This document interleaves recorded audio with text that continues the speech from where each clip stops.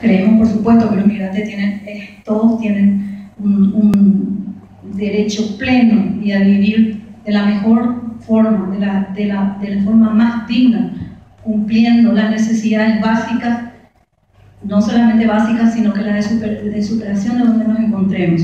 El Consejo de Organizaciones Sociales y Populares participa en todas las cumbres sociales y las intercumbres de la Unidad de Participación Social y está abierta a canalizar a través de este espacio las iniciativas que surgieron tanto hoy como pueden ir surgiendo y pueden ir a hacernos llegar y sumando.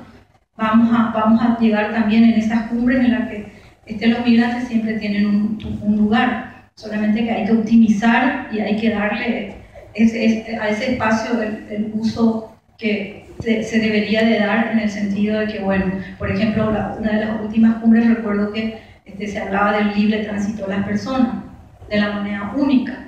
O sea, hay reivindicaciones que se están presentando a través de organizaciones de migrantes en todas las cumbres. Quiere decir que también ponemos a disposición ese espacio dentro de la cumbre, y que ese espacio del Facebook, de organizaciones sociales y populares, sirva también para que ustedes puedan ir llenando sus inquietudes o lo que fuera. Alguien habló de volver a hacer este foro, y bueno, a lo mejor ya este foro va a ser más grande, porque probablemente tenemos ahí la base de datos de la gente que participó, y podemos ir creando juntos un nuevo foro.